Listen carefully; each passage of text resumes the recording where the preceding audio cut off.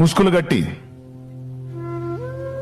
గట్టి వాళ్ళ నాన్న రోడ్డు అమ్ముతుంటాడు, నాన్న ముందే పోయింది.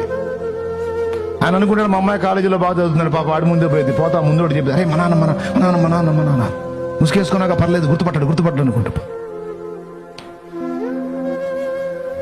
నా పిచ్చోడేమో నా కూతురు రత్నం, నా కొడుకు బంగారం అనుకుంటాడు. కళ్ళ ముందే నువ్వు ఒక వ్యక్తిని ఇష్టపడటం తప్పు కాదు, కానీ ఇష్టపడ్డాడన్న పేరుతో లేచిపోవటం తప్పు, స్టేషన్లకు వెళ్ళటం తప్పు, విచ్చలవిడి లైంగిక పాపం చేయటం తప్పు, చట్టా పట్టాలు వేసుకొని తిరగటం తప్పు. నా అభిప్రాయం ఇది.